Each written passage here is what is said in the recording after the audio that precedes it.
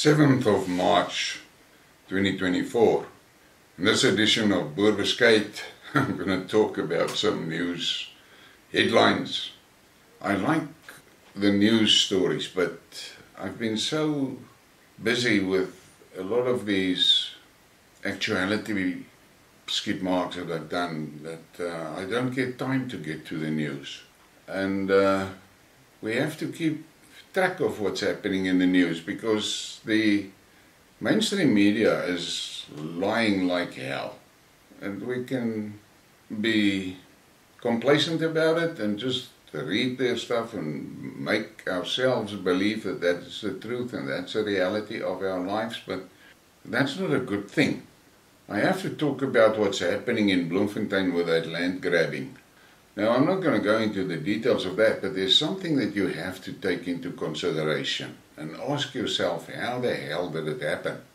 There is now a situation that if a land grabber comes onto your land and he puts up a structure, the moment that that structure is habitable, in other words, 4 walls, a roof and a door, you cannot get rid of him.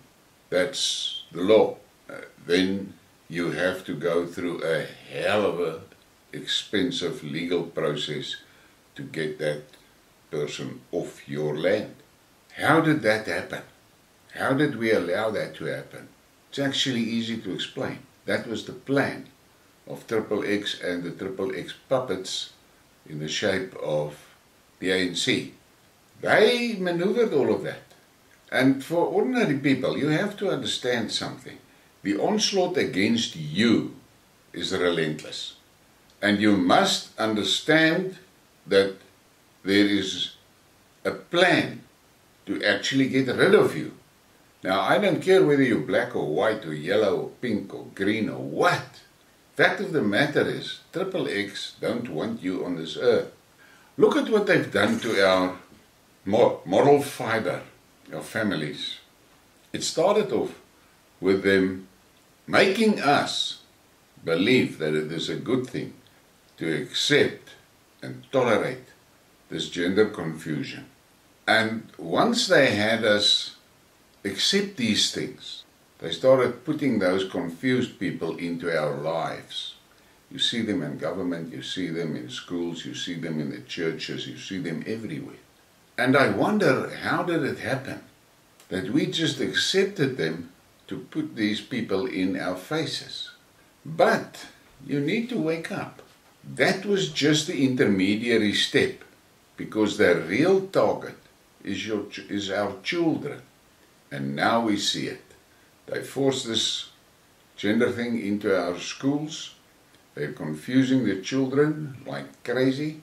And in South Africa, you have to understand that the Bella Bill is aimed at taking your children away from you. That is what it is, to remove the children out of your influence sphere. They started by banning corporal punishment in the schools, and then they pushed it into the homes and things like that. So parents lost their ability to discipline children. And it is all part of this plan that they had with the breeding of the SARS brigade, because what they want, and if I say they, I'm talking XXX, and if you don't understand XXX, go and look on my Odyssey channel. I've got a video there specifically about who and what XXX is. You have to take into consideration that by destroying the children, they destroy the nation, because that's the future of the nation. So first you lost your ability to discipline your children, your own children. And then the next step after that was that the children started ruling the schools. Children were attacking teachers. In some cases, teachers have been killed by students. Students are killing one another at the schools. And now with the Bella Bill, they're going to make it legal to have drugs and booze and gender confusion and sex parties and shit in the schools. Now, how can a decent person make peace with that? I had a very good friend, and he was my foreman here. I got to know him in '94, and he was with me all the time, and then the pestilence took him away. But he said to me that in the townships, the parents are powerless against the children. Because if a parent just dares to discipline a child, the child goes to the police station and the police arrest the parent. So, XXX needed this generation of undisciplined, uneducated, unskilled, stupid people that they can fire up with a Kentucky and a t-shirt. And if you look around you, what's happening all around us, but very prominently in the black communities, is that this SASA brigade is destroying community life. The SASA brigade, very few of them has got any grasp or grasp on culture.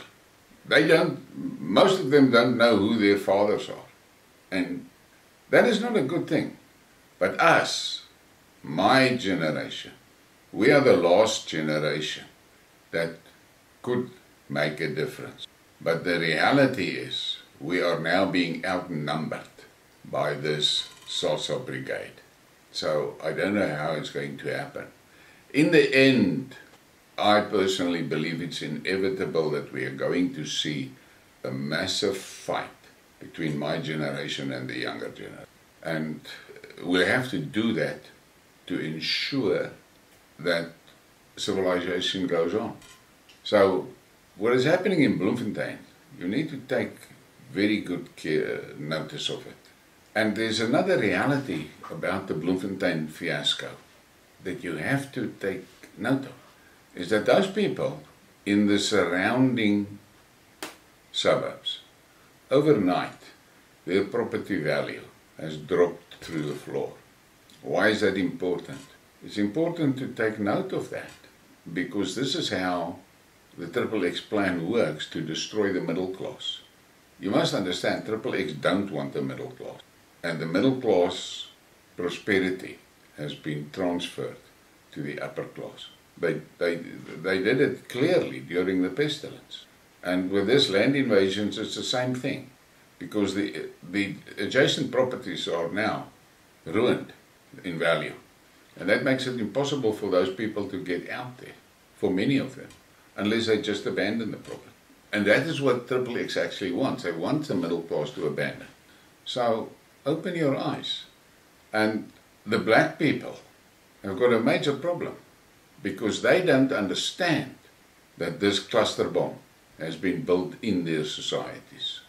When I started with my tribal stories about 6-7 months ago, there was a lot of people that were totally against the idea.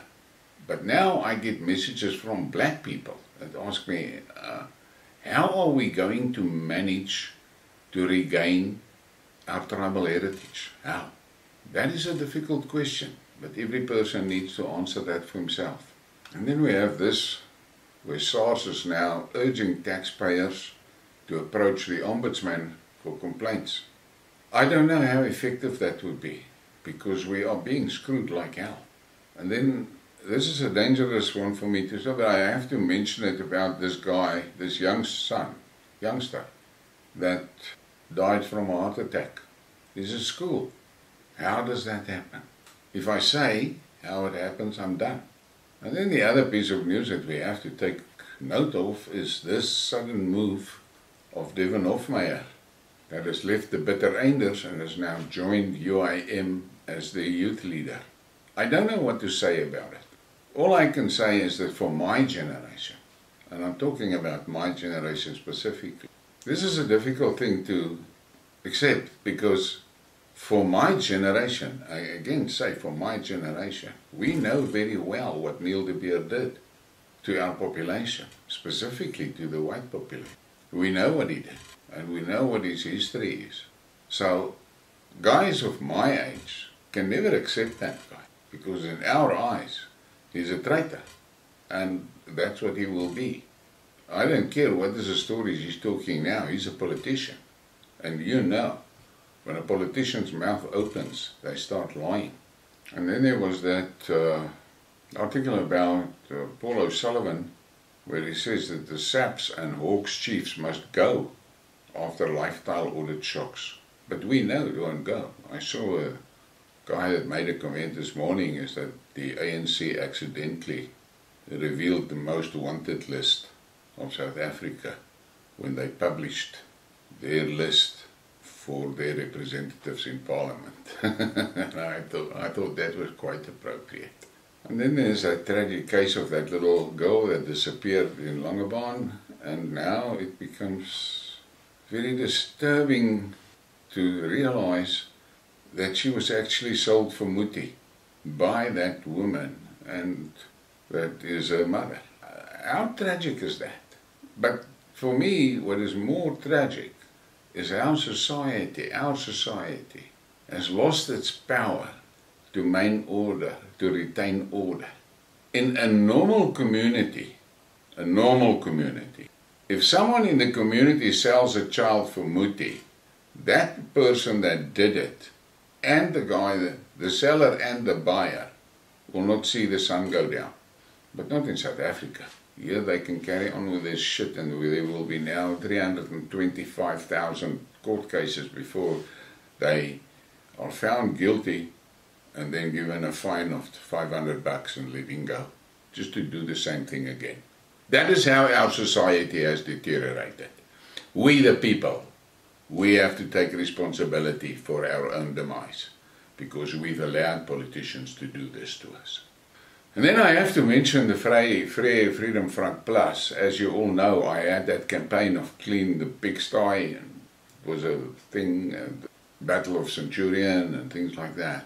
And then the past week, I got people from inside the Freedom Front contacting me and telling me hair-raising stories about what the hell is going on in the inner works there. And then we had last night, Peter Groenewald came out boldly and proclaiming that the Freedom Front is pro this gender confusion. And I saw when their manifesto was launched, there are a lot of people at that launch of other colors, other races. So the Freedom Front has now came out of the closet. They are now clearly saying to the Boere, we are not for the Boere. You made a mistake by supporting us for 30 years. We are not for the Boere. The Freedom Front, in reality today, if you look at all the things that were published the past week, you have to just make peace with the fact that the Freedom Front and the DA, there's not much difference between the two. The only difference is the one has got blue t-shirts and the other one has got green t-shirts. And you have to think about that. And that makes it so almost desperate in the upcoming elections. Decent people, for whom must they vote? We saw that stunt that the IEC pulled on the smaller parties, the new parties, with all that signatures, and that's effectively going to keep a lot of them out of the parliament, from the ballot. They're going to keep them off the ballot. First question you have to ask is, how did it come to that point that we are allowing that to happen? But I said it previously. South Africa is a democratic dictatorship, and that's it. And then there's now people that make a lot of stories about coalitions and this. And there's this morning a guy that is lamenting the fact that it looks like the EFF, MK and ANC is talking coalition. All I'm going to say to you is this. I grew up in Zululand. I have seen the clan fights in Zululand, and it's horrific. And that was Zulu against Zulu, one tribe against the other. That's the realities. Now, who in his right fucking mind thinks that you can bundle a lot of Zulus and Pedis and Vendas and Xhosas and things together in a bloody coalition, and that coalition will work? First of all, who the moor is going to lead the coalition? Who's going to have the senior positions? It's forever going to be a fight. Just look at what is happening currently in reality in the towns and in the metros where coalitions have to run the show. None of them are functional. None. So don't get your knickers in a knot about the possibility of a EFF, MK, ANC alliance, a coalition. Fuck They can't even tolerate their tribal differences in their own nations. How the fuck are they going to cope, all of them together in a government? It will never work. And maybe it's a good thing if that happens, because then South Africa will crash quicker, because that is the only option we have. This unitary state must go. It must go. It cannot continue. It has lost its right to exist. The civil service can't provide service anymore. Nowhere. Nothing. They're bankrupt. They're out of money. The first big fuck up is going to be when the SASSA can't be paid. And I get messages from people that tell me that they did not get their SASSA. So it's a matter of time. And then let's go international. And I get this: von der Leyen said to stay the EU chief. And she sits here with a broad fucking smile. What the people of Europe do not understand, the USSR collapsed and the EU SSR was built in its place. So, on the eastern side, the USSR collapsed, and on the western side, they started building a replica of communism. That's what they did. And whether you like it or not, that EC sitting in Brussels is the Politburo of Europe. Those people have not been elected to their chairs, but look at how much control they've taken. Control taken over the population of the EU. But the EU will pay for that stupidity. The EU citizens are going to pay for that stupidity. And then there's this headline: IDF allegedly deliberately fired at a group of journalists, killing at least one with a tank shell. And we see lots of messages like that. But MSM doesn't report that. And then we have this hilarious shit. Listen to this.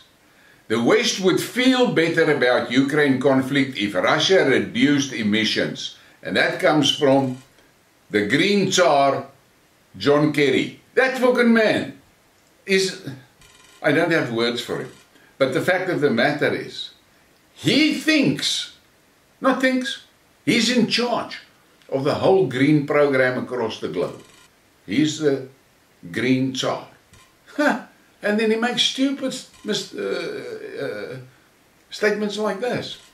In his last briefing as Special Presidential Envoy for Climate, John Kerry told the press that Moscow should announce what reductions in emissions it's planning to make. Maybe that would open the door for people to feel better about what Russia is choosing to do. What fucking dimwit says a thing like that? But that is a clear indication of the level of societal rot that happened in our time, my generation's time. From highly intelligent people being in charge and control of things, to idiots like this in charge and control of things. We deserve to be fucked up because we allowed these clowns to have all the power. And then, listen to this. This is now from Lloyd Austin, that major defense secretary of America. Arming Ukraine has helped America's economy. There you have it. The American economy is so fucked. The only thing part of the economy that are really operating is the military-industrial complex. And then there's this stupid thing. Listen to this. That acclaimed American tank, there's now 3 has been destroyed in Ukraine. But American tank, $10 million per tank. The Russian equivalent, and the Russian tank is actually now being proven on the battlefield to be superior to that American tank. $1.2 million. That's what the West has allowed XXX to do to them. Why is that American tank 10 times more expensive than the Russian one? And it's inferior. Answer that question for yourself. And I have to mention this absolute horror story around Julian Assange. I cannot understand how it is possible that the guys that committed the war crimes, they're running around freely, but the guy that reported it is in jail. Something to smile about. LGBTQ plus non-profit founder faces fraud charges. Same as what happened to the BLM movement. And then there was this article. Women do more housework than men, the study claimed. Okay, why is that newsworthy? Men do more physical work than women. That is not reported. And then there's this article, US military uses AI for airstrikes, but we have now also seen articles where that AI is very dodgy. And I'm going to end with this one. Clothing retailer North Face is offering a 20% discount to people who complete a course called Allyship in the Outdoors, which teaches people about white privilege and the racism of the outdoors. What the fuck is that? The world has gone crazy. And we have to accept that. And I'm telling it now, I'm talking to the Boere in South Africa. Open your eyes. The snakes are among us. And it's poisonous, deadly poisonous snakes. Be aware. Fact of the matter is, XXX and its puppets are focused on destroying us, the decent people. And we have to accept that and keep our eyes open. And start developing the ability to recognize snakes when you see them. Please give me a like and subscribe and share the thing. Thank you for your support.